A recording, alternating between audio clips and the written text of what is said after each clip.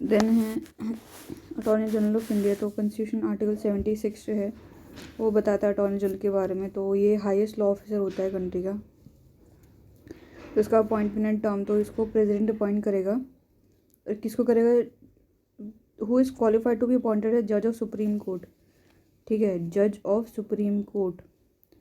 ठीक है, मतलब कि वो सिटीजन होना चाहिए। ठीक है, and he must have been a जज of High Court for 5 year और an advocate of High Court for 10 year और an eminent jurist in opinion of the President. ये 3 कंडीशंस में से कोई भी एक फॉलो कर दे तो वो मतलब एलिजिबल हो जाएगा।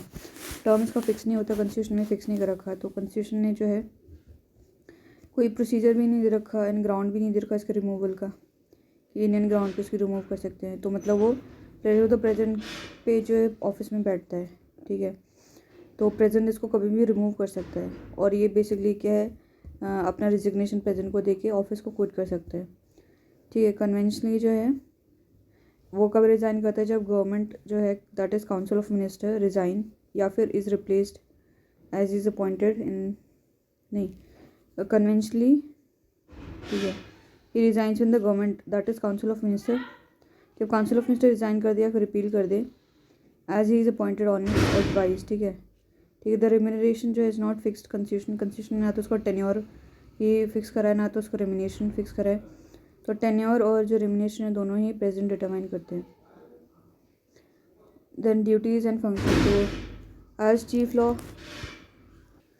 तो as chief law officer of government of India the duties of AG includes following. Basically क्या है, फर्स्ट है to give advice to the government. मतलब इसकी क्या क्या है, चीफ लॉ ऑफिसर होता है।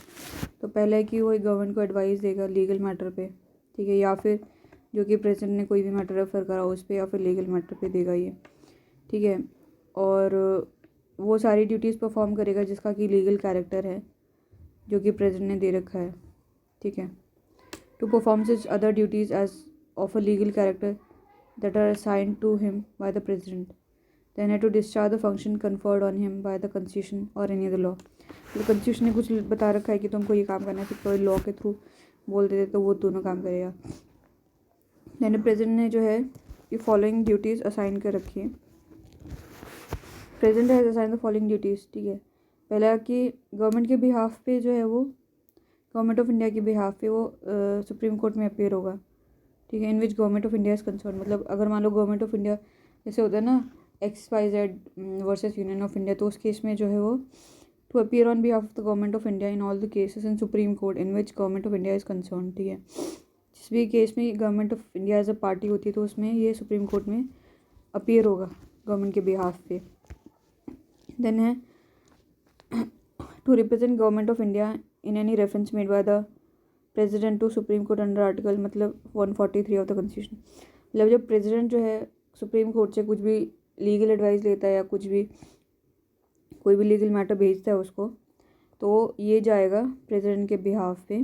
तो ये गवर्नमेंट ऑफ इंडिया को रिप्रेजेंट करेगा। ठीक है, तो president represent GOI in any reference made by the president to supreme court under article 143 of the constitution. ठीक है, थर्ड है to appear when required by the government of India in any high court in any case in which government of India is concern. वही मतलब supreme court और high court में दोनों जगह में यही अपीयर होगा। ठीक है, देन है राइट्स एंड इसकी लिमिटेशंस क्या क्या हैं।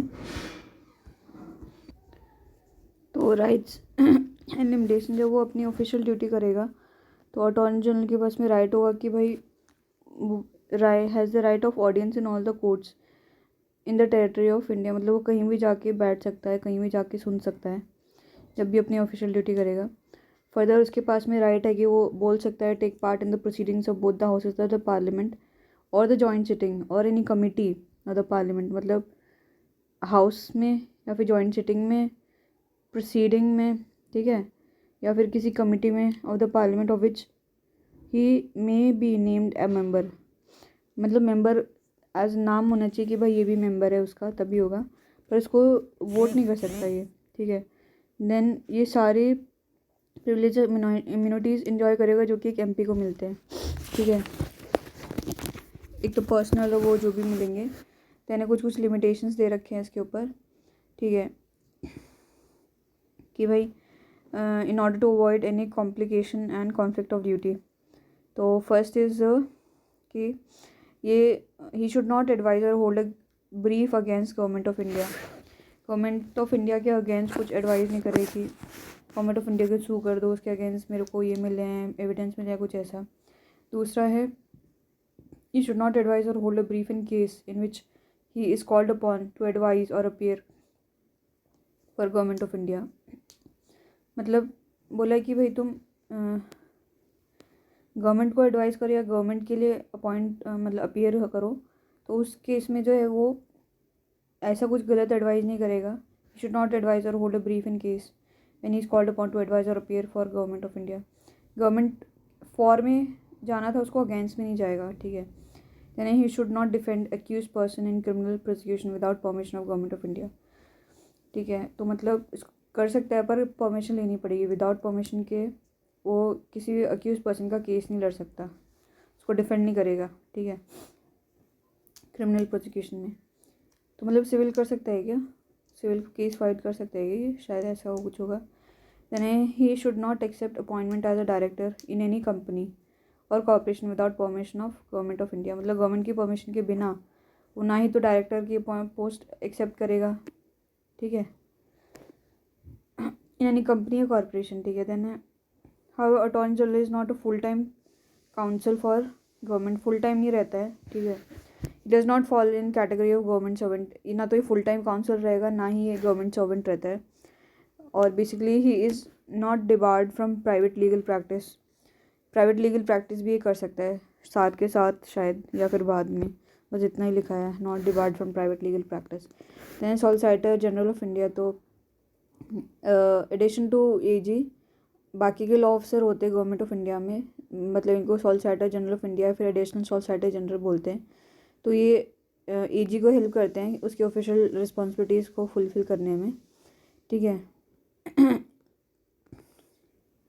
ओनली जो है एजी इज़ क्रिएटेड बाय कॉन्स्टिट्यूशन. मतलब आर्टिकल 76 जो है एजी के बारे में बताता है. Article 76 not mention about solicitor general या फिर एडिशनल सॉलिसिटर जनरल. तो ये कॉन्स्टिट्यूशनल पोस्ट नहीं है, मतलब solicitor general, additional solicitor general. ठीक है. Then AG is not a member of central cabinet. उसका मेंबर नहीं है, कैबिनेट का मेंबर नहीं है. ऑल दो वो मतलब प्रोसीडिंग में पार्ट ले सकता है अगर उसका नाम हो, पर ये मेंबर नहीं होता सेंट्रल कैबिनेट का. ठीक है. There is a separate law minister in central cabinet to look after legal matter at the government level. ठीक है. तो आर्टिकल 76 जो अटॉर्नी जनरल के बारे में बोलता है. 88 जो है बोलते हैं right of attorney general in respect of the house of parliament and committee. Then है 105 बोलते हैं power and privilege and immunity of the attorney general, इसके बारे में बोलता है. ठीक है. आर्टिकल 76 जो है बोलता है chapter 1 the executive in part 5 union the of the constitution deals with office of attorney general of India. It is the only article dealing with office. ठीक है. During the prime ministership of Jawaharlal Nehru proposal was put forward by the central government that the office of attorney general B merge with office of law minister, पर ऐसा हुआ नहीं. It is not